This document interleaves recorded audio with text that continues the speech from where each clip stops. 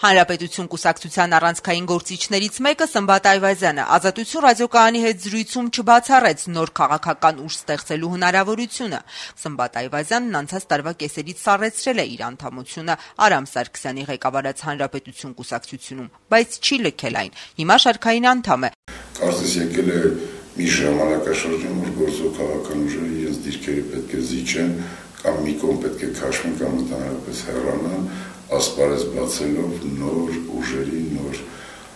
մարդկանց, նոր գործիչների, դեռևս հստակ այս պահին ուրվագծել հնարավոր չէ, միգուցե այս միջոցառումից հետո, որի անունը հորժորջել են ընտրություններ, նախագահական ընտրություններ, միգուցե դրանից հետո հնարավոր է այդ ելքերը գտնել։ Նոր ուժի տեսքով դուք նկատի ունեք, այսինքն դուք հանդիպումներ, ինչ-որ բաներ ունենում եք որոշ ուժերի։ Շփումներ ունենում եմ մարդկանց հետ, այն մարդկանց հետ, ովքեր մտածում են, ովքեր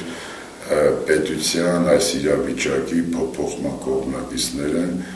մարդիկ, որոնք առաջին շարքերում չեն եղել քաղաքական պայքարի, ասենք վերևի հարթակում չեն եղել, բայց իրենք քաղաքական պայքարի մասնակիցներ են եղել, մարդիկ, որոնք ցավում են երկրի դատարկելու հետ կապված, մարդիկ, որոնք ցավում են օր-օրի պակասող մեր անվտանգության, ասենք աստիճանի հետ կապված, մարդիկ, ովքեր գիտակցում են, որ մեր հարևանը, մեր հակառակորդը Ադրբեջանը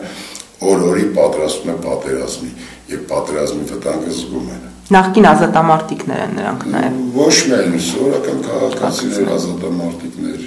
Այվազյանը Հանրապետություն կուսակցության անգործությունից է դժգոհ, ՀԱԿ-ի հետ տարաձայնություններն էլ առաջացան այն ժամանակ, երբ քաղաքական միավորումը որոշեց մասնակցել խորհրդարանական ընտրություններին, ասաց Այվազյանը։ Ես ասում եմ, ընտրություն չկա այս երկրում, նրանք գնացին ընտրության եւ հաջորդ հարվածը եղավ նա, որ այդ 7 մանդատները իրենք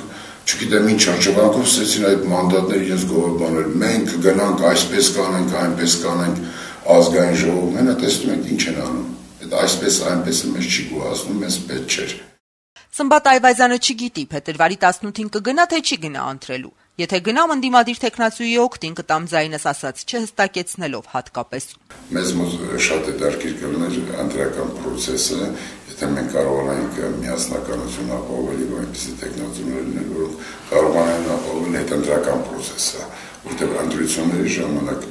ժողովուրդ հասարակությունը հնարավորություն չունի իր քալեն պահելու եւ դա փորձել արտացոլվի հասարակության այն երազները իղձեր այդ ընտրությունների միջոցով